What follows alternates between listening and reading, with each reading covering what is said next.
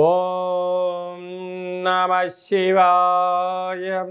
ఓం నమో నారాయణాయ. కర్మ నివారణ నరదృష్టి నివారణ కాళభైరవాయ నమో నమః.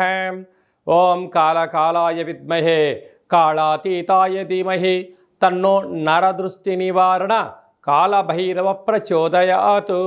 హరి ఓం. మా ఛానల్కి స్వాగతం.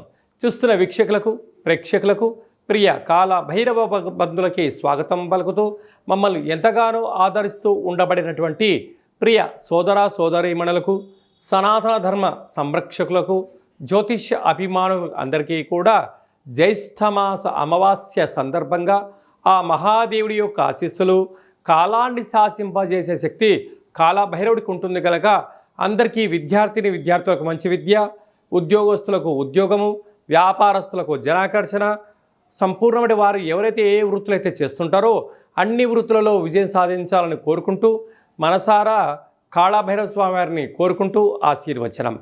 16/6/2025 నుండి 30/6/2025 వరకు పుట్టినటువంటి వారందరికీ కూడా ముందస్తుగా జన్మదిన శుభాకాంక్షలు.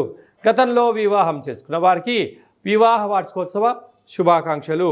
ద్వాదశ రాశుల్లో గ్రహ గమనాలు ఒకసారి వీక్షింపచేద్దాం.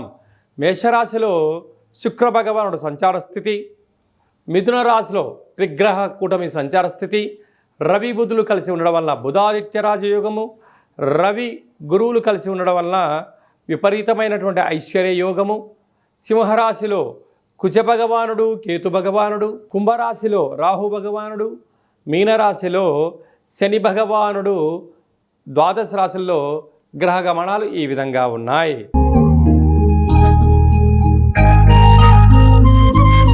మిథున రాశి వారికి జ్యేష్ఠమాస బహుళాష్టమి అమావాస్య సందర్భంగా ఎలాంటి విధి విధానం పాటించడం వలన ఐశ్వర్యం, ఆనందం మిథున రాశి వారు సొంతం చేసుకోవచ్చో ఈ వీడియోలో తెలుసుకుందాం.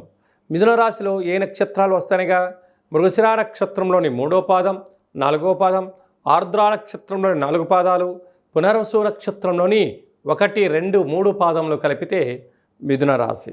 రాశాధిపతి బుధ భగవానుడు రాశిలోనే స్వక్షేత్ర సంచార స్థితిలో ఉండడము మిథున రాశి వారికి చాలా మంచి కాలంగా భావించవచ్చు. ఆత్మకారకుడు రవి, బుద్ధికారకుడు బుధుడు కలిసి ఉండడం వలన బుధాదిత్య రాజయోగము అంటారు. కనుక ఏదైతే పనులు చేస్తున్నారో ఇంట్లో వారి యొక్క సహాయ సహకారాలు, సమాజంలో బంధుమిత్రుల యొక్క ఆలోచనలు, బ్యాంకు యొక్క లావాదేవీలు, ప్రభుత్వపు యొక్క పరిస్థితులు మీకు అనుకూలించే యోగ్యత ఉంది. అక్కడే దేవగురు బృహస్పతి కూడా ఉండడం వలన ఆధ్యాత్మిక చింతన, తల్లిదండ్రుల యొక్క సేవ, భగవంతుడి యొక్క కృప కటాక్ష వీక్షణ వలన శత్రువులను తగ్గించుకోగలిగితే అంతా కూడా అదృష్టం మిథున రాశి వారి సొంతం అయ్యే పరిస్థితి ఉంటుంది.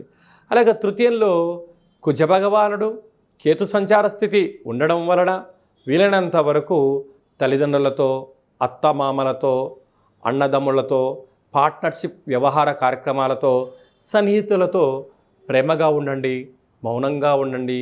వారు ఏదైనా చెప్తే వినే ప్రయత్నం చేయండి. అప్పుడు మీకు పెద్ద పెద్ద సమస్యలు వాటంతటికి అవే తొలగిపోయే పరిస్థితి అధికంగా ఉంటుంది. భాగ్యస్థానంలో రాహు ఉండడం వల్ల భార్యాభర్తల మధ్య వీలైనంత వరకు ఆధ్యాత్మికంగా ఉండడం, గౌరవాన్ని ఇచ్చి పుచ్చుకొనే మానవ ప్రయత్నం చేయండి.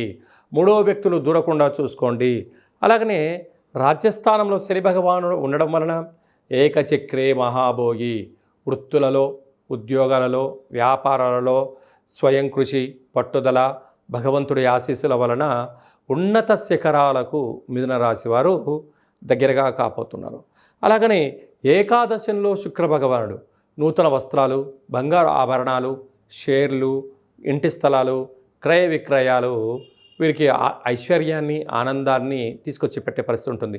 తీర్థయాత్రలు, అలాగనే దాన ధర్మాలు, యజ్ఞయాగాదులు, అన్నదాన సేవ కార్యక్రమం పాల్గొనడం వల్ల వీరికి ఆత్మ సంతృప్తి కలిగి ఐశ్వర్యం మిథున రాశి వారి సొంతం అవుతుంది.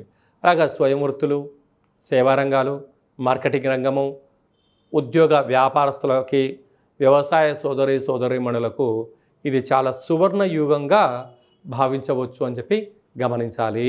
జూన్ మాసంలో ద్వితీయార్థంలో ముఖ్యమైనటువంటి పండగల గురించి క్లుప్తంగా సవివరంగా సంపూర్ణంగా తెలుసుకుందాం.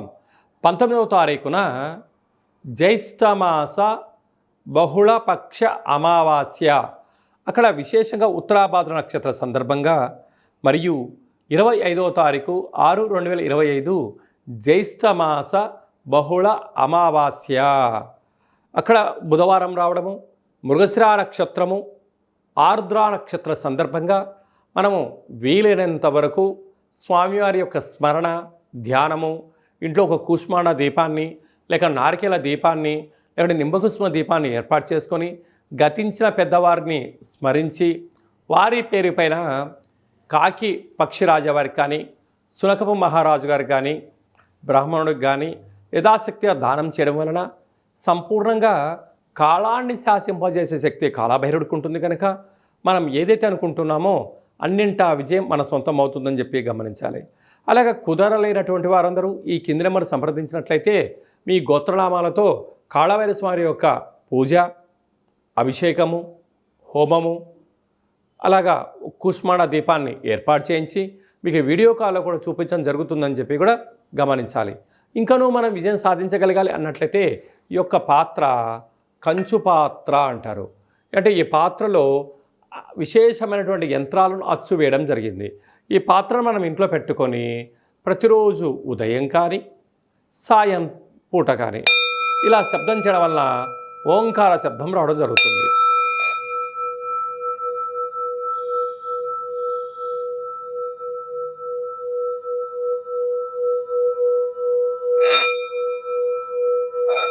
ఇలా శబ్ద తరంగాలను సృష్టించడం వలన మనిషి శరీరంలో ఉండబడిన చక్రాలు వికసింపచేయడం, ఇంట్లో ఉండబడినటువంటి దరిద్ర దేవత బయటికి వెళ్ళిపోవడం, లక్ష్మీదేవి గళ్ళు గళ్ళు అంటూ ఇంటికి రావడం, మనం అనుకున్న అన్ని పనులు కూడా కాలభైరవుడు విజయం సాధిస్తాడని చెప్పి గమనించాలి. ఈ అక్షయ పాత్రతో పాటి ఒక కాలభైరవ స్వామి యొక్క పూజ, 27 రకాల వస్తువులతో దిష్టి తీయించి ఇక ఐశ్వర్యానికి ఆనందంగా స్వాగతం పలికించడానికి అన్ని ఏర్పాట్లు చేస్తారు అని చెప్పి గమనించాలి. ఆసక్తి గలవారు ఈ కిందను సంప్రదించి అక్షయ పాత్రను సొంతం చేసుకోవచ్చు. అలాగనే మీ వ్యక్తిగత జాతకం తెలుసుకోవాలనుకుంటున్నారా? మీ పేరు, పుట్టినటువంటి తేదీ, నెల, సంవత్సరం, సమయం మీరు రాసి పంపించినట్లయితే మీకు 100 సంవత్సరాల జాతకాన్ని రాసి పంపించి పుట్టినప్పుడు గ్రహ గమనాలు ఎలా ఉన్నాయి, ప్రస్తుతం ఎలా ఉంటున్నాయి, భవిష్యత్తులో ఎలా ఉండబోతున్నాయో సవివరంగా సంపూర్ణంగా తెలియజేయడం జరుగుతుందని చెప్పి గమనించాలి. మన దేవాలయంలో ఎవరైతే జాతకం చెప్పించుకుంటారో వారందరి యొక్క పేరు పైనను కాలభైరవ స్వామి యొక్క అర్చన, అభిషేక, హోమ కార్యక్రమాల్లో వాళ్ళ గోత్రనామాలు కూడా చెప్పడం జరుగుతుందని చెప్పి కూడా గమనించాలి. అలాగనే వివాహమైన దంపతులు తరచుగా గొడవ పోవడం, ఎవరికి వారే యమునా తీరే అన్నట్టు పరిస్థితి ఉంటుంది. అలా కాకుండా జాతకంలో ఎలాంటి ఇబ్బందులు ఉన్నాయి, స్వల్పమైనటువంటి చేర్పులు మార్పుల వల్ల ఆ దంపతులు అన్యోన్యంగా ఉండడానికి ఆధ్యాత్మిక సలహాలు సూచనలు ఇవ్వడం కూడా జరుగుతూ ఉంటుంది. పుట్టినటువంటి చిన్నపిల్లలు ఎలాంటి ఆధ్యాత్మిక నామాలు పెట్టుకోవాలో మీకు తెలియచేయడం కూడా జరుగుతుంది. కనుక చాలామందికి డేటా బర్త్లు లేనటువంటి వారికి మీ పేరు యొక్క మొదటి అక్షరాన్ని అనుసరిస్తూ రాశిని తెలియచేస్తూ రమణ శాస్త్రం ద్వారా అనగా గవ్వల ద్వారా భూత భవిష్యత్ వర్తమానాన్ని తెలియజేయడం జరుగుతుంది. జాతకము అనగా జీవితంలో జరగబోయేటువంటి వాటిని ముందస్తుగా తెలుసుకొని గతంలో చేసిన తప్పులు మనం ఇకపై నుంచి చేయకుండా పూర్ణిమ తిథి యందు ఏం చేయొచ్చు, అమావాస్య తిథి యందు ఏమి చేయకూడదో తెలుసుకోవడమే జాతక విశ్లేషణ. అదే కాకుండా కాలభైరవ స్వామి అనగానే కాలాన్ని శాసింపజేసే శక్తి కాలభైరవుడికి ఉంటుంది. స్మరణ, ధ్యానము, దీపము, అర్చన కార్యక్రమం వలన అన్నింటా భగవంతుడు మనల్ని ముందర ఉంటూ విజయాన్ని సాధిస్తూ జీవితంలో ఉండబడిన అష్ట కష్టాలను అన్నిటిని కూడా దూరం చేస్తూ ఐశ్వర్యానికి దగ్గర చేస్తూ మన జీవితాన్ని ఐశ్వర్యమయం చేసే శక్తి కాలభైరవ స్వామికి ఉంటుందని చెప్పి కూడా గమనిద్దాం. స్వామివారిని స్మరిద్దాం, ధ్యానిద్దాం. ఐశ్వర్యానికి ఆనందానికి మనమే కేంద్ర బిందువులు అవుదామని చెప్పి కూడా గమనించాలి. అందరికీ శుభం, జయం, లాభం జరగాలని కోరుకుంటూ ఆశీర్వచనం. ఓం శతమానం భవతి శతాయు పురుష సతేంద్రియ ఆయుష్యేవేంద్రియే ప్రతిష్టతి ధనం ధాన్యం బహుపుత్రలాభం శత సంవత్సరం దీర్ఘమాయు సర్వే జనా సుఖినో భవంతు లోకా సమస్తా సుఖినో భవంతు సర్వం కాళభైరవ దేవతార్పణమస్తు. హరి ఓం. ఈ వీడియో మీకు నచ్చినట్టయితే లైక్ చేయండి, షేర్ చేయండి, మా ఛానల్ని సబ్స్క్రైబ్ చేసుకోండి. మేము చేస్తున్న ఆధ్యాత్మిక వీడియోలు అందరికన్నా ముందుగా మీరు తెలుసుకోవాలి, చూడాలి అన్నట్లయితే గంట సింబల్ ప్రెస్ చేయండి, పైన ఆల్ అనే బటన్ కూడా ప్రెస్ చేయండి. ఈ భక్తి సమాచారాన్ని భగవద్బంధువులకు, మిత్రులకు, స్నేహితులకు చేరవేయండి. కాళభైరవ స్వామి ఆశీస్సులు పొందండి.